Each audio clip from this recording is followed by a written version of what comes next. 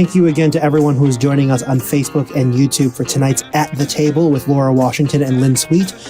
We'll be getting started in 60 seconds.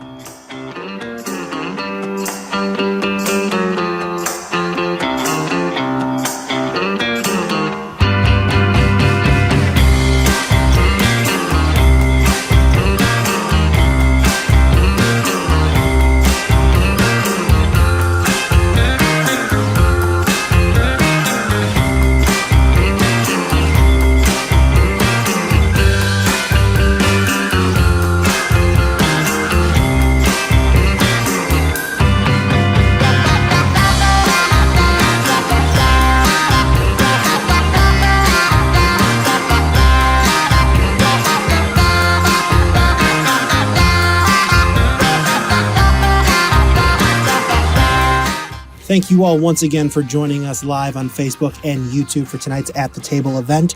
Here is Laura Washington. Good evening, and we are back at the table again. And as always, we have amped up our digital offerings to bring all of it, the Sun Times, what we do, everything to you wherever you are. You can subscribe to the Sun Times and get the new Sun Times e-paper, which is our daily digital replica of the print product that lives at paper.suntimes.com. You can get that with a special digital offer that gives you unlimited access to both the e-paper and every single story on suntimes.com for only, get this, $2.49 a month. It cannot be beat, $2.49 a month. You can find out a lot more and subscribe now at suntimes.com/subscribe. You're going to be hearing more about subscriptions at the end of the show, but right now we want to get to you with this fabulous, very timely show that we've lined up. And I'm going to kick it off with my co-host, Chicago Sun-Times Washington Bureau Chief, Lynn Sweet. Thank you, Laura Washington. Joining us now is Laura Coates. You know her as a CNN senior legal analyst. She's been on prime time these last few weeks. She's also a Sirius XM host. She's joining us today because she's the author of a new memoir, Just Pursuit, A Black Prosecutor's Fight for Fairness. It's a story about her time at the Department of Justice in the Voting Rights Division and as a federal prosecutor. And we're going to talk today, Laura, about your book and about President Biden's pending Supreme Court choice, where he has promised to make good on his pledge to nominate the first Black woman justice. Just a few facts first. In the history of our nation, since 1789, there have been 115 justices. All but 108 are white men. So those facts alone suggest that there has never been a search for the most qualified. That's always been a myth. Let me read a line from Laura's book, and then Laura will jump in with you. Race permeates our entire justice system and informs and even defines what justice is and who it's for. Now, Laura's book is a series of chapters on her stories in the justice system. And Laura, can you tell us, there's one, chapter 5, that's not me, on the case of mistaken ID, when you say that Black defendants must defend themselves against the charge as much as the stereotype it negates a presumption of innocence. Can you tell us the story about a cop who couldn't tell two Black men apart? And then we'll work this into your book, which is out at this very timely point in history. Well, I'm so glad I'm here, and thank you for this conversation. And the sad truth is that these topics are so evergreen and they're so pervasive for a reason, which is why I wrote this book. And it is episodic in nature to really personify these issues that have been a part of the national zeitgeist. And that chapter talks about the perspective of, you know what it's like when we hear about the national headlines of somebody who's been exonerated after spending decades in prison, and they're sent away with money in their pocket, perhaps, and a paper bag, and hopefully the expectation that the people that were with them on the outside will be there to meet them in the end. But how about those moments, the overwhelming number of moments when a blink, that blink moment, so to speak, that stops that in its tracks, when the wrong person is being accused of a crime and is asked to hold to account for that, Well, in this instance, this chapter speaks about that blink moment at the infancy of this sort of case of a man who was claiming and professing his innocence, which, as you can imagine, in a criminal courtroom happens thousands of times an hour with a presumption of innocence. But here he was saying that it wasn't him, that the warrant squad had picked up the wrong person. He had not savagely assaulted a woman, nor fathered a child with her, but no one would listen to his pleas. Nobody assumed that he was innocent. And the judge invited me to join in on her mockery of this man and his profession of innocence. But it was the dynamic, as you speak about, and how race infuses so much of it. And I don't have the luxury of entering a room as anything other than I am, a Black woman with lived experience, a proponent of civil rights, a wife, mother, and daughter, a student of history. And in that moment, that dynamic, I could not, because I do not approach the law robotically, I could not approach it and join in on the mockery or the notion that police officers are infallible when we know that at times they get it wrong. And I wish I could tell you through that chapter that there was some cape on my back where I went the extra mile. The sad reality was you only needed to go the extra inch to have a healthy level of skepticism, knowing the role of race in our criminal legal system. It's aspiring to be a justice system to show that this man deserved that presumption of innocence. And but for those blink moments, he never would have gotten it. Yeah, one of the things that might be, at the top of the justice system is the Supreme Court. And you talk about the role of privilege in charging decisions. Can you tell us a little bit about that? And then we'll talk more about the Supreme Court and mix in your book as we do it. Of course. Well, first of all, we know how we talk about privilege and the idea of those who are entitled or feel entitled to be puppeteers, pulling the strings and the different levers of justice, et cetera. Well, this is certainly true in corporate America and the greater world, and the microcosm that is our legal system. And I, on the one hand, was a beneficiary of a kind of privilege by virtue of being an extension of law enforcement under the executive branch of government. How often have you heard someone say, well, where there's smoke, there's fire, or the officers wouldn't have arrested that person if they hadn't done something, or surely the federal government would not be charging this person but for them doing something wrong. And that can oftentimes chip away at the presumption of innocence, which we, of course, have to pay for in this country.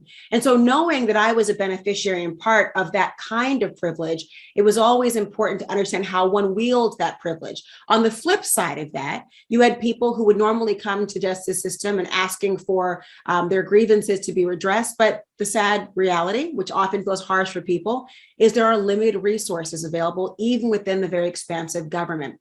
And we make routinely decisions that oftentimes might feel like a slap in the face to victims of crimes as they're waiting to see whether we can devote the requisite level of resources to the more serious or more violent crimes, or draw our attention and hone in on other cases.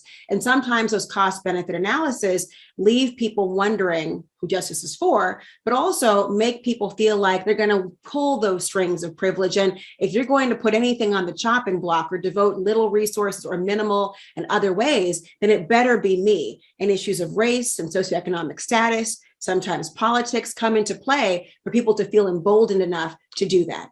Why would it matter if a female Black woman was nominated to the Supreme Court, Laura?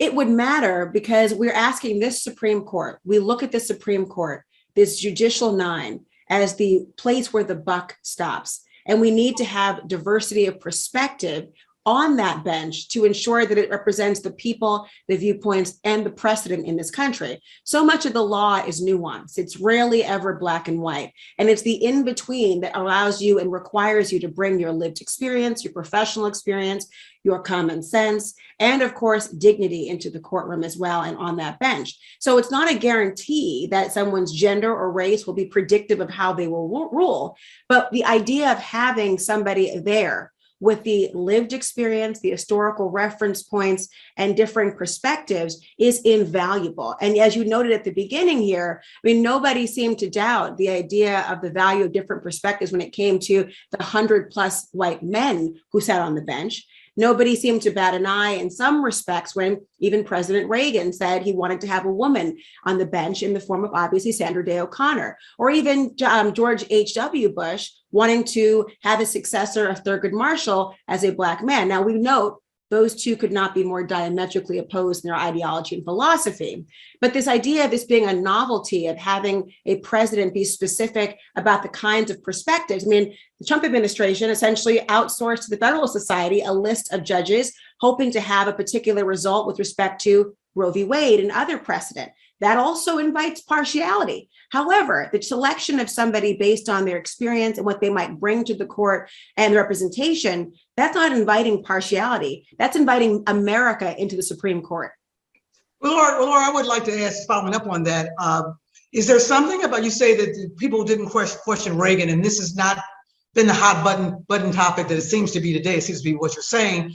What's different about today? What's going on in these times that do you think is changed the attitude and is delivered this kind of a response, this very negative response to the idea of having a Black woman on the Supreme Court?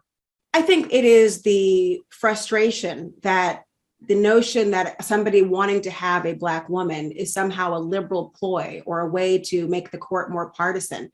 And the idea that relegating Black women as if they are a political pawn and that they are involved in the game, as opposed to recognizing that, frankly, of the short list we have seen, we're talking about an embarrassment of riches of qualifications. And it's an embarrassment that we have yet to have a president very precise and adamant and resolved to have a Black woman on the bench. But I think what you're seeing in the land of misconstruing the application of the critical race theory, discussions about the role and impact of race in education, the idea of a bit of white frustration about feeling as though they're marginalized in a Browning America, so to speak. I think that the reaction, if there is any, is really reactionary to those frustrations and grievances and have nothing to do with the fact that we've got, at least from the list we've all seen, extraordinarily qualified women who would be an asset to any bench, let alone the Supreme Court. Well, you know what? Go on, Laura, please. So how do you see? You say that you think that there should be no question about the potential candidates that Biden may be looking at. So, but there are going to be questions. There are already been questions raised. How do you anticipate this rolling out? What's your analysis of how challenging this is going to be to get this nominee through, and where are the pitfalls? Well, if we were in a world where there would be no questions or everything was a walk in the park when it came to Congress, none of us could now find that strange world on a map any longer, right? Washington, D.C. is not known for the efficiency of a beehive. Bureaucracy obviously will come into play. Politics will come into play. But the thought is not that none of the women should be questioned on their qualifications in the sense of any other candidate going through a confirmation hearing. The notion is that they should have the same fair opportunity as everybody else to participate in this process. And in the end, if they have the requisite number of votes, they ought to be seated like everyone else who's come before these confirmation hearings. To the extent that hypocrisy finds its way into discussions, I hope it's pointed out. The idea is of if questions are about the tenure that one has sat on a bench and an appellate bench, well, we can look to the most recent justice, Supreme Court Justice Amy Coney Barrett, and talk about, are the same comparisons being drawn? If it's discussions about the school, if it's discussions about what number of cases that have been tried, what side of the aisle you found yourself on, were you a solicitor general in the office of solicitor general? Well, look to a seated Justice, Elena Kagan. There's so many facets of this I'm talking about, and the idea, and all I think anyone should ever ask for. No one is entitled to the position. They are entitled to the opportunity to be treated fairly through the process, and that must happen. Right, and somehow the notion in this discussion that we had a fair process up until now is something I think we have to repeat and keep repeating. Sometimes we're overwhelmed with data and we can't see through the fog. There's only 115 data points here, and when 108 turn up the same result, we don't need a lot more to say that something happened. Okay, and it also happens in a lot of ways. Biden has been adamant about having defenders on the court. Now, the one diversity issue that we'll address, I suppose, at another time is a non-Ivy League justice. Amy Coney Barrett was from Notre Dame. One of the reasons Senator Lindsey Graham of South Carolina has a pick that he likes is not only is she from his state, but she went to a school in South Carolina. So there's a lot of ways, I guess, to go to say what a court should be to to reflect the nation, and that all I know and we know is that at this point it's only been about one way. So there are so many discussions you could have in this area, but this one seems to me a little bit simpler because those scales of justices have had 15 pounds on one side and 0 on the other. Laura Coates, what do you think? It's very true. The idea, and first of all, you were alluding to as well about the fairness of the process. We need not go much further than even the now Attorney General, Merrick Garland's confirmation process that never happened in terms of the way in which politics has infused the notions of who ought to be on the Supreme Court, who ought to have that position. And by the way, Laura, Merrick Garland is from a Chicago suburb, so we have covered him a lot. He grew up a few miles from me. So we are well versed on how the Republicans just blocked him from even getting a hearing. And as he well should be. Across the nation, we should know about this, mostly because, not only because the indignity that he experienced, but also the idea of how it really reinforced the notion that I think so many people have about the Supreme Court, which is that it's a political arm of Congress or a political extension of our government. And it's supposed to be apolitical. It's supposed to be with the robe, the figurative symbolic notion of cloaking oneself with that robe, to be able to come in as that co-equal part of a co-equal branch of government, to have those checks and balances.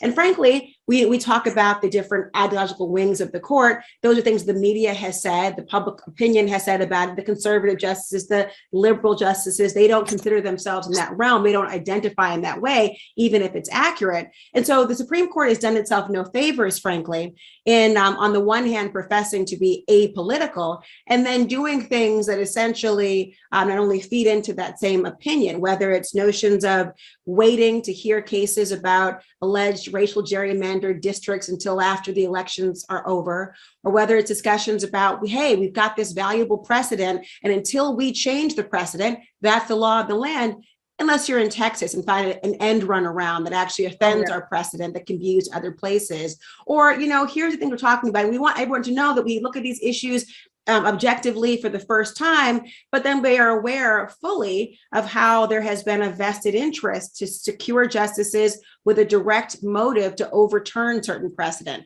There are so many aspects that I think need to be really resolved and to be explored further, and to have the Supreme Court really be one of its best allies and champions to confirm to the American people they are apolitical. But the idea of a diverse candidate who might face a confirmation hearing, that's not in and of itself someone saying that, hey, this is showing how political it is.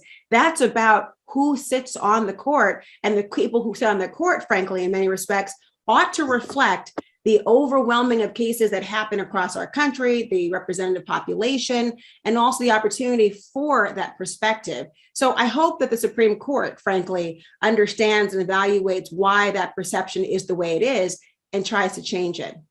Well, politically speaking, though, as a practical matter, what might take some of the fireworks out of this nomination, no matter who she is that she is going to replace Justice Stephen Breyer. Right. So the pick won't upset the, how do we want to say, the conservative liberal ring.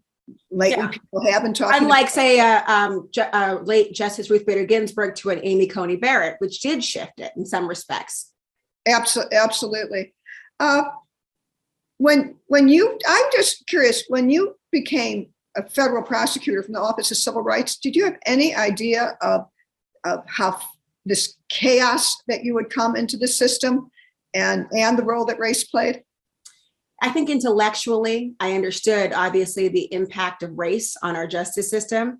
But until you actually experience it in a criminal courtroom in particular, you don't really understand to your bones. I often equate it to the distinction of, knowing the power of a locomotive, knowing the speed at which it travels, knowing the ferocity it brings. And then there's one day you're actually on a platform and one whizzes by you and you feel the reverberations of it in real time and you realize the force you're dealing with. That was sort of the transition for me, from going from the idea of ideologically and esoterically understanding the impact of race and bias in our system, and then seeing it when you walk into a courtroom. I mean, over the years I was there, I can count on one hand the number of white defendants I ever saw in a courtroom. How can that be? Black and brown people don't have a monopoly on crime. It wasn't as simple of an explanation of, oh, this must be white officers who are profiling. We had Black and brown officers as well. And of course, Black and brown victims. So this idea of how all of it comes together in this sociological intersectionality and the impact of priorities that are set by the prosecutor's offices and political appointees and the like, and the expectations of the way in which impartiality is so often undermined by existing stereotypes and these false notions, all of that works together. And so I have to admit, even as intellectually as I approached it, no one is quite prepared for the reality of the imbalance. I know I covered courts, and when I saw how it really worked, this is years ago, I thought, oh, not what I thought. Right. So going back to Supreme Court, as I hope most of our viewers know, when there is a nominee, the hearing will be led by the chairman of the Senate Judiciary Committee, who is Senator Dick Durbin, who I think is preparing for this historic moment. If you were a senator, Laura Coates, what do you think is an important question to ask? And you probably listened to some of these hearings through the years, most recently, Amy Coney Barrett. I would ask how they actually felt about precedent in the Supreme Court. And I wouldn't be satisfied by the script that so often said, you can probably, much like the Law and Order script everyone remembers, and the Miranda warnings of what your rights remain silent. So often it's true now of the idea, well, I couldn't possibly comment on a case that might come before me and in the court. And they sort of take under the desk all the law review articles they've written in the past 3 weeks about the very issue, but they want to say that this script to follow it. I would actually hone in on this notion and acknowledge the fallacy that people are not going to have opinions on matters of extraordinary importance, particularly for a lifetime of position. And while it's true, they ought not to be showing their hand fully, it would be a fallacy to assume that they have no opinion whatsoever, even on the strength and the validity of precedent. And if they are willing to overturn precedent, I'd like them to lay out why, what are the instances, and why there would be a public perception and backlash on the type of thing we've relied on as a society. That to me is extraordinarily important and really transcends all of the questions, because the only reason the Supreme Court, frankly, has legitimacy in terms of the value of its precedent is because of, in many ways, political inertia, that things have always been that way. But haven't we seen over the last 5 or 6 years that a country can't be governed, democracy can't be sustained on the notion of maybe a gentleman's agreement or a lady's handshake? It really has to be something more foundational. And I want to hear from a Supreme Court justice about their precise views. Take the script away, your precise views on the value and impact of precedent and if it's overturned. And you think they would have to answer that? I think they should have to answer that. I mean, again, I think that we have in many ways over the past 3 or so Supreme Court nominees and more, by the way, we have allowed that sort of coasting, allowed the notion of, okay, well, that's what we expect to hear. And it becomes almost a ministerial sort of role in the confirmation hearings. Although we, of course, remember that there was at least one Supreme Court confirmation hearing in Brett Kavanaugh that was not in any way the status quo or one that we were accustomed to for the reasons that we all know.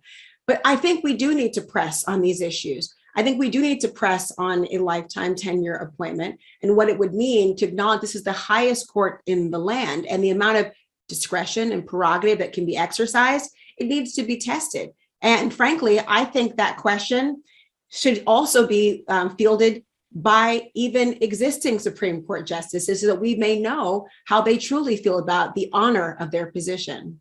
Well, that would be hard, but yes, it would. And they won't answer it. But you said, I'm senator right now. So we are going to have my particular wishing well that's full of my available wishes. There you go. Anyway, we're out of time now. Laura Coates, thank you so much for joining us. Laura Coates, the author of Just Pursuit, A Black Prosecutor's Fight for Fairness. Lovely talking to you. Thank you.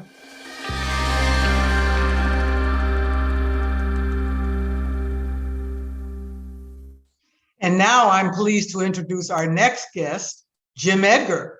Jim Edgar was elected the 38th governor of Illinois in 1990, and he was reelected 4 years later by the widest plurality that any incumbent Illinois governor has ever received. He carried 101 out of the state's 102 counties. His long career in public service includes serving as a member of the Illinois General Assembly and as Secretary of State. After retiring from elective office, Governor Edgar was a resident fellow with the John F. Kennedy School of Government at Harvard. He now serves as a distinguished fellow at the University of Illinois Institute of Government and Public Affairs, where he leads the Edgar Fellows Program, which is an effort to bring together emerging leaders to address the state's major challenges across regional, partisan, and ethnic lines. Welcome, Governor Edgar, and thanks for joining us. Nice to be with you.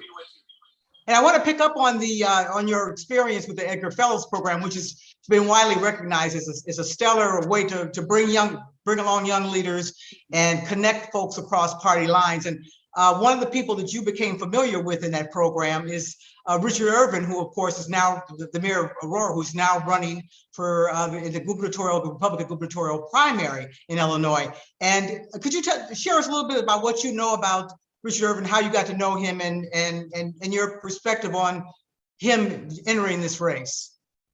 Well, we've had a lot of very distinguished, excuse me, I've got an echo here. Technology is my challenge in life. You're not the only one. Let me throw my phone away so it doesn't. We've had a lot of very bright young people. Lieutenant Governor was an Edgar Fellow. The Speaker of the House was an Edgar Fellow. The list kind of goes on. Mayor Irvin, I was very impressed with him.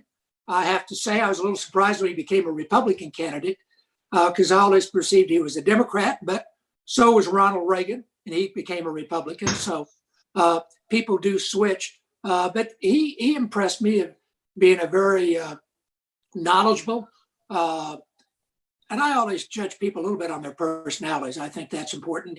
He had a very, I thought, agreeable personality. So the fact that he's mayor of the second largest city in the state of Illinois, I thought that also impressed me, that here is an African-American who could achieve that. So again, his time at the Edgar Fellow, and we had him back on one of the panels later, I was very impressed with him. But you said that you were under the impression that he was a Democrat. Why was that, and how does that play into? I'm sure you know all about the debate that's been around his candidacy, that particularly coming from the Democratic Party side, that he's not really a true Republican. Well, I mean, again, we've had people switch parties. Ronald Reagan's the best example. He switched parties right before he ran for governor of California. So I don't think that's a detriment. I don't think that disqualifies somebody, but I do think he'll be under more scrutiny probably in this primary about maybe some of the statements he made before and what is his positions today. But again, I don't think there's anything wrong with people switching parties, but I think it's important to be transparent. And so everyone kind of knows where that person is on the issues. And I'm sure we'll see that during the primary. And if he's fortunate enough to be the nominee, in the general election as well. So one of the other big issues big criticisms that he's getting, again, not just from the Democrats, but primarily from the Democrats, is where his backing is coming from. Specifically, Ken Griffin, the billionaire, the richest man in Illinois, who is just this week announced that he's putting $20 million into that campaign, and many people expect more to come. And the criticism that that he's not going to be his own man, that kind of money is going to buy a lot of influence, and that might be a problem for Irvin in the campaign. Well, I think it's going to be an issue, and I think it could be a detriment to him. Though I have to say, and unfortunately, elections have got way too expensive. I mean, you almost have to be a billionaire to run, or you have to have a billionaire behind you. And we've seen that now, the last two cycles. We've seen two candidates for governor basically buy the primary, and both Bruce Rauner and J.B. Pritzker. I mean, they spent an inordinate amount of money in the primary, and that made a huge difference in why I think they got the nomination. Now, that doesn't mean you'll be a bad governor.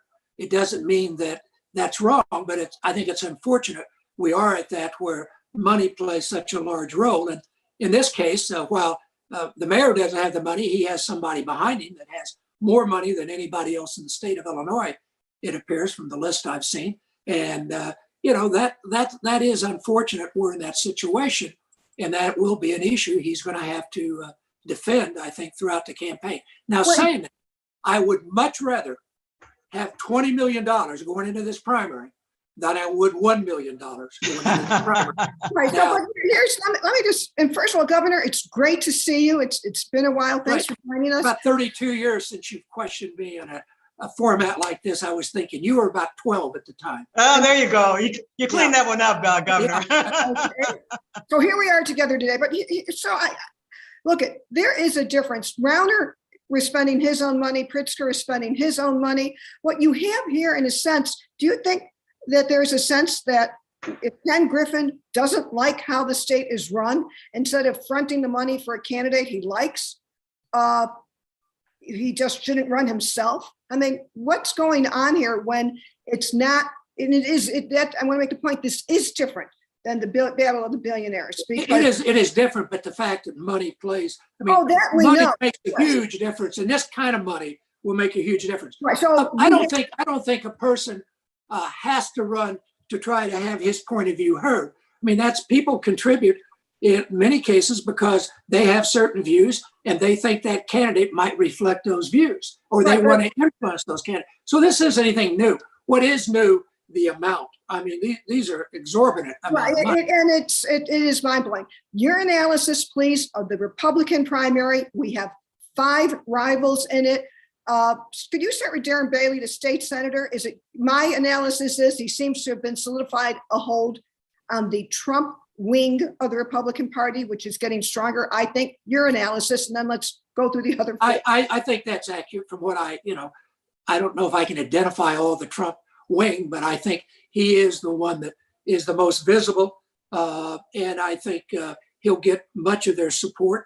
But we'll have to see how this unfolds. I mean, this is again, with this kind of money floating around, it can change the dynamics. I don't know how this is going to play out. I never thought Donald Trump would be the Republican nominee for president back in 2016. So I'm not sure how good I am in. Right, but because right now, with only a plurality is needed to win the nomination, and it seems like you have so much of the Republican establishment, money-wise, they're talking with their money has gone to Irvin, following because Griffin didn't want to look like he was just the only guy giving. Bailey has that. What about Sullivan or Shrimp or Rabin? Where do they fit in the mix? Where can they find a lane that they could get into that? It seems that Irvin and Bailey seem to have the 2 stories to tell of where the Illinois Republican Party's at. What's left for the others? Well, Sullivan, I think he has some money. He doesn't have the money that Irvin has. He has more money than what Bailey has. He also, I think, I think he's a pretty attractive candidate. When I had lunch with him and I was impressed. His wife is Hispanic, which I think, in a general election would be really a big asset. And even in a primary, you might be able to, Hispanics do vote in Republican primary. The other 2 candidates, I don't know if they've got enough going for them right now to get much coverage. I don't know, Rabin, I know Raymond or whatever. I know the other candidate, he was a senator, but they neither one seemed to have as much visibility as the other 3. But the question is, I forgot his name. Sorry. Yeah, and you have also the downstate, upstate to some extent, because suburbia is not as enamored with Trump as downstate is, and by downstate that's everything out of the Collier County area. So you got to wait and see how those suburban voters might go, whether they'll go with Irvin or maybe they might go with Sullivan. If he gets enough visibility up there, I don't know. I think only time will tell. I don't know how the whole Irvin thing is going to play in a Republican primary. That's going to be a little bit of a tough sell, but you've got a lot of money there to sell it with. Is the Illinois Republican Party at a crossroads right now with the Trump factor hovering over it? Well, I think the Illinois Party has not been as far to the right as the National Republican Party has been. Now, it's more far to the right than it was in my day. There's no doubt about that. But I still, Illinois, there's a little more pragmatism in Republican voters in Illinois than I think in some other areas. Though I do think there's no doubt Trump has a huge following in downstate Illinois.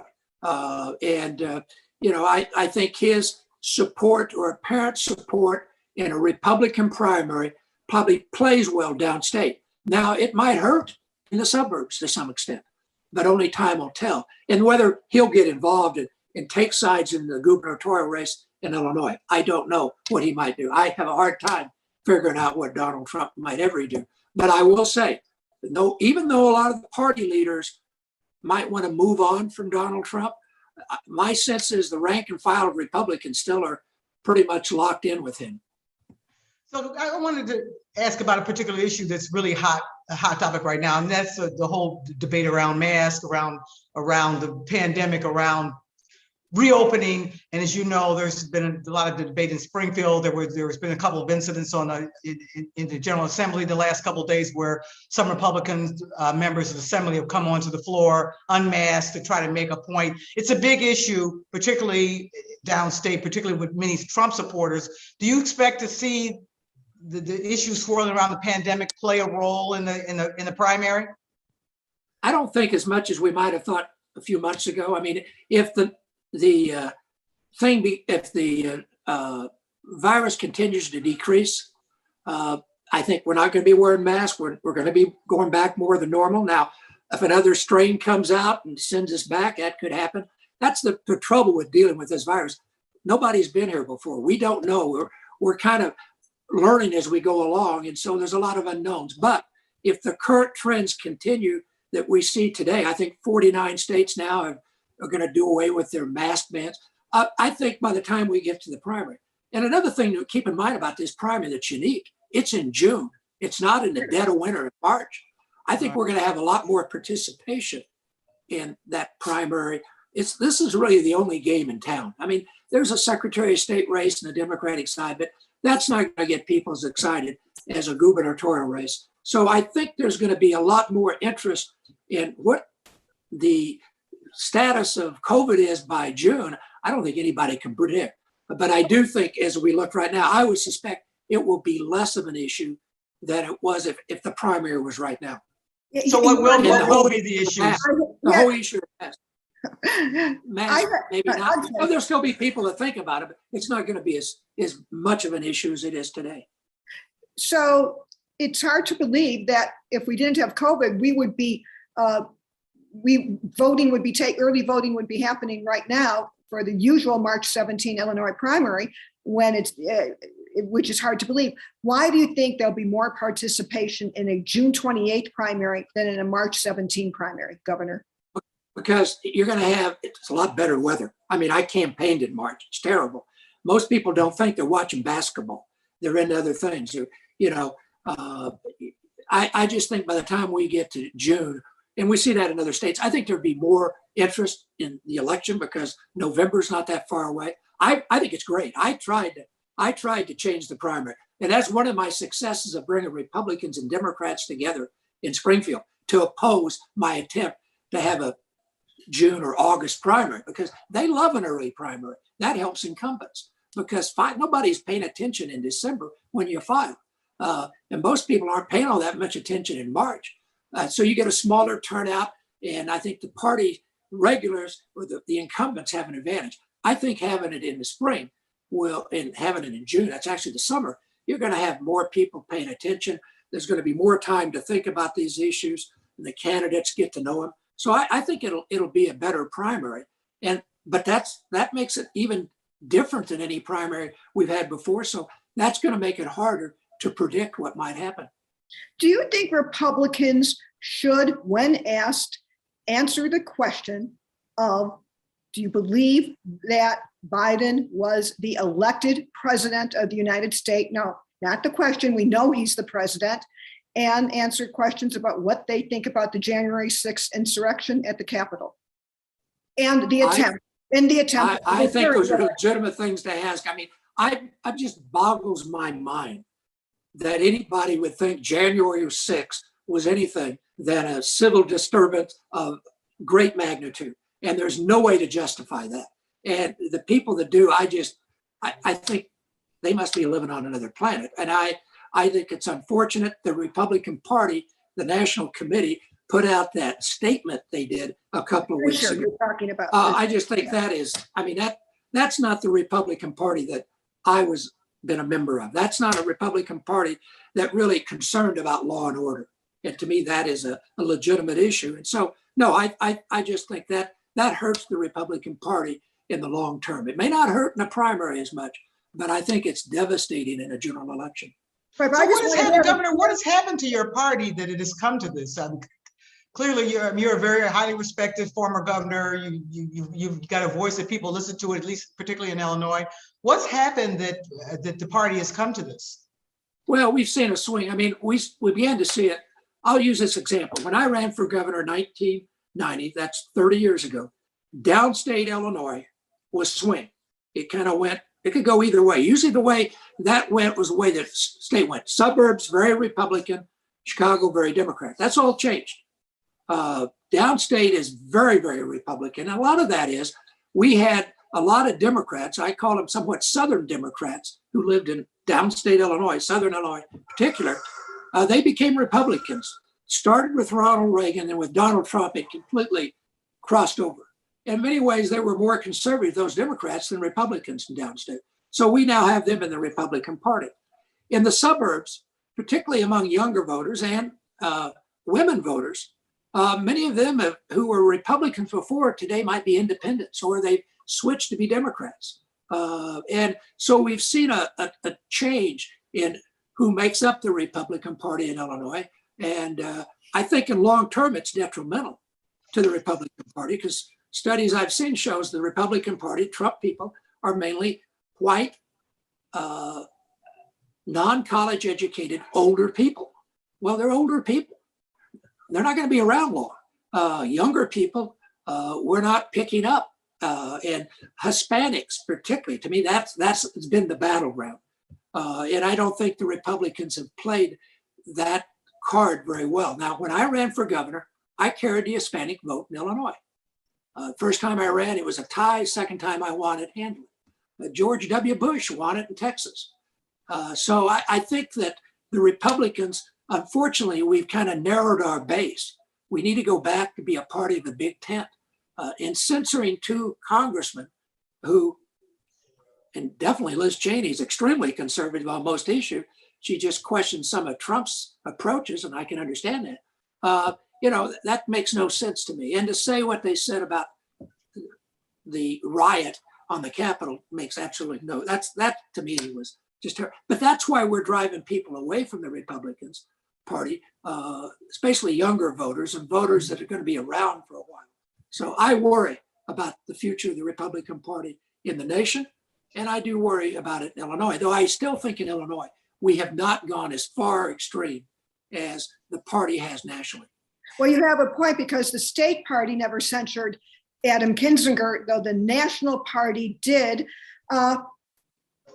And you are clear then in saying you think any Republican who's asked about election denialism or January 6th should not dodge that question? I think it's a legitimate question. It's a major issue, particularly if you're talking about law and order in this campaign. I think a lot of Republicans, I think that's a legitimate issue. I think that's a good issue Republicans have going into November. But I think they're going to have to deal with that issue. I don't think they can dodge that, no. And Governor Pritzker's biggest political vulnerability is? There'll be people mad about the way he handled the pandemic. I think he did a pretty good job. I mean, I was a governor. I went through the greatest natural disaster the state ever had, the Great Flood in 93. That was child's play compared to dealing with this pandemic. And I got to say, he didn't get a lot of hope, a lot of help. None of the governors did from the White House the first months of that.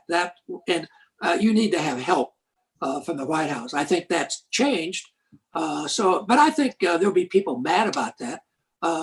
There's no doubt he's more liberal, probably on some issues, and I think probably the state is. And he'll catch, but his party is more liberal too. That's the trouble the Democrats have. We have the Democrat problem long term with the Trump wing. I think the Democrats have a real problem with the far left, the Bernie Sanders, and some way even farther left than Bernie Sanders. So Governor Pritzker has to deal with that, and I think that can be an issue. I think he's the favorite going into the race. An incumbent governor unless they really mess up, and I don't think he's messed up really bad. There's some things that I disagree with, but they have an advantage. He's not going to lack money. We know that, and he'll spend it. So, now saying that, this should be a better Republican year. Nationally and in the state, I think the Republicans could do better, but that's going to influence how the top of the ticket goes. So it's important that the Republicans has a candidate at the top of the ticket who is not going to scare part of the state and say, no way we're going to vote for that guy or for the Republicans. And I think that's part of why some of the Republicans went out and put their money and tried to find somebody they thought might be more acceptable in the general election than some of the candidates already announced. Will you be? Do you expect to endorse in the governor's race in the primary? Governor? I'm not planning at this point. No, it could change, but I don't. I don't plan. I mean, I have a feeling. Edgar Fellows, I kind of, I don't want to necessarily get involved against him, and we're going to have a lot of them cross in this campaign. Now that doesn't mean that there won't be a time. I thought earlier, if Kirk Dillard had been a candidate again, who I think would have been a good candidate, I would have endorsed him. He's my former chief of staff. Other than that, I don't think at this point I will take sides, but that could change as the campaign develops and issues come up and things are said and whatever. Well, if you change your mind, please give us a call. We'd love to have you back to talk about it. Okay. Thank you very much for being with us, Governor Edgar, and we'll see you again soon. Okay. Thank you. Bye-bye. Bye-bye. And Well, so, Lynn, we're going to take up a political reporters roundtable, and guess who we've got to join us? welcome to the roundtable with WBEZ's political expert, government and politics reporter, former Sun-Times State House reporter. Welcome to the show, Dave McKinney. Thanks for joining us. And Dave, you heard what Governor Edgar was talking about and the role of money in politics. One of the latest big money developments in the governor's race is that one of the other biggest money players in Illinois, the Uline factory, they just put in $1 million in Darren Bailey's campaign. Okay, so Bailey, who represents the Trump wing of the Illinois Republican Party, along with Congresswoman Mary Miller and her husband, State Rep Miller, now have a thing. And they have $1 million with the Ulines, who are major donors to Republican candidates and causes. What's your analysis, Dave, on what this means to the governor's race? And thanks for joining us. Well, hey, good evening, ladies. That was a pretty invigorating conversation with the former governor and Coles County friend of mine from way back. But I guess the way I would look at it is that $1 million, was an absolute lifeline for Darren Bailey. Bailey was having trouble raising money. On the flip side, Bailey has this infrastructure built up where I believe he is poised to tap into the Jeannie Ives wing of the party. And if you remember in 2018, Jeannie Ives gave Republican Governor Bruce Rauner a run for his money. I think she had something like 48% in that race. So she's, he's tapping into that wing of the party. Dan Proft, another, who is not enamored with Richard Irvin, the Aurora mayor. So I mean, Bailey is poised with this money to really be able to compete. Now, the other thing I would say about Uline is that in the Ives Rauner primary, he did put significant money into that race, but it was only $2.5 million. And you compare $2.5 million to what Ken Griffin just put into Mayor Irvin's account, $20 million. You have an idea that there's still a very drastic imbalance in how much the candidates have to play with. Right, and actually Irvine has more than almost 2 million, I think, from other Illinois establishment Republicans. I mean, just think, Craig Duchessois put in $1 million in the last few weeks, and that hardly merited a mention because of the 20 million, but Irvin has other things. Do you have any sense that the three other candidates in the race can find their blocks, their base of voters? Because we now kind of have the establishment on one side with Mayor Irvin, and then you have the Bailey candidacy on the others? Well, you don't have a sense that the other three who have declared, Gary Rabine, the road paving operator from the northwest suburbs, Paul Schimpf, the former state senator from downstate, and who am I forgetting? Sullivan, Rabin. Yes, Sullivan from around Petersburg, Illinois. I mean, you don't get a sense that those folks are gaining any real traction here. I mean, they haven't. There's not a buzz really around any of them. And I don't see a base. There's not a geographic base. There's not a political base. There's not an ethnic base. Show me the base. Yeah, but here's where they come into play, Lynn. I mean, if they, I'm not convinced that they all make the cut. I mean, somebody might decide at the end here that, well, I don't know if I want to, my polling doesn't look good. I don't know if it's worth going into debt, all of those considerations. But if they do stay in, then it really kind of matters, because we have an election, with 5 people where it is a total crapshoot. And if each one of these kind of, lower tier candidates, if you call them that, pick off 2 or 3 or 4 or 5% of the vote, then that could become a factor in the end, because you've got a winner coming out of a primary here that may not exceed 40%. Or if you have 5, it could be less. So you have a point.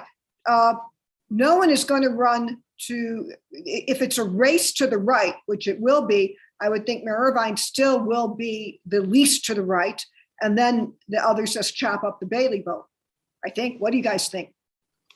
Well, part of it too, I mean, I think Governor Edgar mentioned the suburbs are really going to be key. And I assume that Richard Irvin, that's where he's looking for his bread and butter, because first of all, because he's from the Chicago suburbs, because he's well known there, and because would be considered a much more moderate part of the territory, where some of the other candidates are going to be perceived or be actually much more conservative and attracting much more conservative voters. Right. Dave, And yeah, Dave. Well, I mean, I think that, Irvin, I think he probably has an eye toward Rabine, because in a way, they're both sort of competing for that Collier County vote. They're both, that's their natural constituency there. On the flip side, Bailey and Schimpf and Sullivan all are downstaters.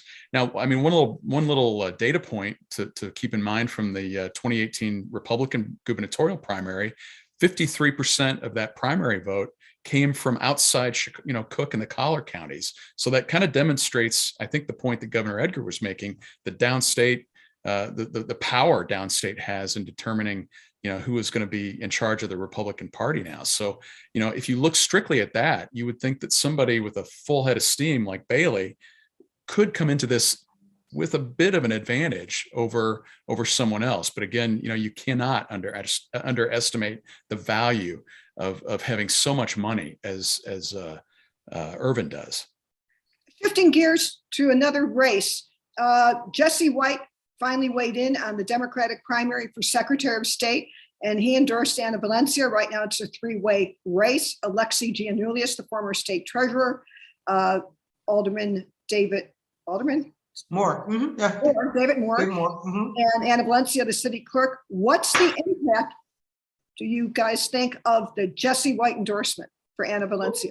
Well, Dave talked about the lifeline that Darren Bailey just got from that new money, but I would think that this is a lifeline for Ana Valencia. Alexi Giannoulias has been considered the front runner, from day one. He's been much more successful in terms of raising money and racking up high profile and high powered endorsements. And Ana Valencia has a story to tell, and she's being a woman of color, being a Latina. That could give her some advantages, particularly in the Democratic primary, but she just wasn't raising the money and she wasn't getting the traction. Well, now with someone like a Jesse White behind her, that could make all the difference in the world. I guess a lot of it, depends on what are Jesse White's coattails and how much power does he have to convince voters that they should go with a candidate simply because he's backing that candidate. Well, I mean, I think, I think an important thing is this really gives her instant political infrastructure. I mean, White has his own political organization, and don't forget that Senators Durbin and Duckworth are both supportive of Valencia. And so what I think, when you've got the sort of the elders of the party coalescing behind one candidate, it really kind of then opens the doors to the normal constituencies of the Democratic Party to get behind her too. You think the labor unions, the teacher unions, the Illinois AFL-CIO, and with that comes bodies on the ground knocking on doors and money.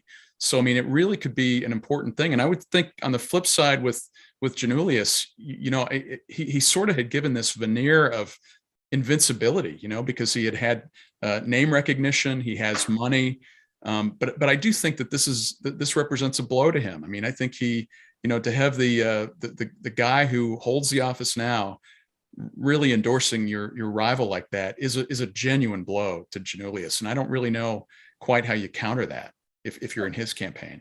Where is there any real issue that you think can define this race? For what it's worth, I don't. And I think the unions are split. Each one has gotten their share of endorsements. I guess one thing to wait is to see if Moore stays in the race, or if he leaves and then it becomes a one-on-one.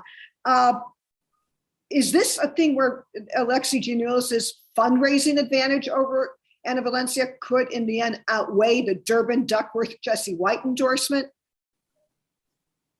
It's hard to tell. I mean, I think Dave's point about infrastructure is very important. Infrastructure is not necessarily just about money. It's about troops on the ground. It's about senior level people. I mean, the Duckworths and Durbins of the world have a lot of people in their organization, and of course Jesse White is where he is today because of the organization that he's built over many years.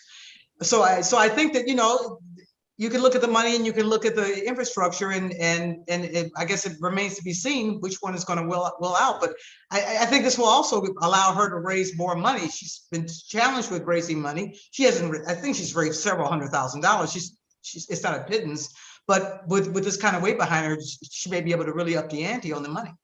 So back to the governor's race for a second. The Republican governor candidates seem, what they kind of do agree on is in attacking Pritzker as soft on crime. That certainly is a mainstay of Mayor Irvin's thing, and talking about Pritzker. Dave and Laura, how far does that go is this more of a message for the Republican base, or do you think that's a general election message that could work? I mean, I think that that's a message that resonates, especially in suburban Chicago and certainly in city neighborhoods. I mean, you can go anywhere in the city and have, at night hear gunshots or worry about neighbors being carjacked. But I think the collar counties are where that message has potential to move voters the most. And that, in the governor's race, I mean, remember in 2018 in the general election, Pritzker pretty much ran the table in the collar counties. The only collar county he didn't win was McKinney County. And he was able to win DuPage and Kane counties, which neither one, if you go back 100 years, neither one of them had voted Democratic in a governor's race. So it was really kind of a remarkable thing. And so the Republicans, I think, are looking for messages that will work in suburbia. But again, for Irvin, the real challenge is getting out of the primary, because, if he can't get over that hurdle, it doesn't matter what message sells in the suburbs to someone like that. Right. And, numerically, even though we think of sometimes these primaries are won downstate, there are, I think, physically just more Republicans in Chicago and the collar counties, just because that's where the population is. So I just, do you think, I mean, how strong do you think the Trump movement and the Trump wing of the Republican Party is right now? Both of you, what do you think? Laura, Dave? Well, I mean, I think Edgar is right about, the Republican Party in Illinois right now being pretty dysfunctional. And I'd say that. I say that as someone who believes that, our system works best when both parties are strong, because they can kind of be counters to one another. But what you see happening in Illinois is just that you've got sort of this hard right, as you say, Trump faction. You've got the more moderate wing, and they're doing battle, and it just is, again, you don't. The only thing that they kind of unify behind are this hatred for Pritzker and masks and crime and things like that. And I just think that the real risk for the GOP coming out of a divisive primary, like I think we are headed into, is will the losing side, will they be motivated to vote for whoever the winner is? If Darren Bailey is a loser, will his people come out in force for Irvin, and vice versa? That's the risk you run here. There's not, the days of, the DuPage County Republicans kind of being in lockstep and kind of running things across Illinois. It's over with, and so you have these factions fighting, and it's a destructive force in a way for the party. Well, in our analysis, odd way and last, what is the biggest political liability or political problem Governor Pritzker has going into this election? He doesn't have a primary. I need to think about that myself a second. So Laura, could you go first? What is it? Well, I think it's certainly not a crime. I understand why Irvin and others are using that issue, but I don't think that the idea that the governor is responsible for carjackings and murders and shootings in Chicago, I just don't think that concept or that idea is really going to stick. I think, bread and butter issues like the economy, the same kinds of issues that the national Republicans are hitting Joe Biden on, that, we've got inflation that's out of control, that there's still too many people out of work, that, the pandemic is really depressed the economy. And those are the kind of issues that you usually see Republicans run on. So there's been so much focus on the pandemic and sort of the health and welfare side of the pandemic, but you would think that the Republicans would want to start talking about what the kind of impact this had on the Illinois economy and blame Pritzker for not ensuring that there's a stronger economy. Dave? Well, I think I agree with everything that Laura said. But I think that it's a factor.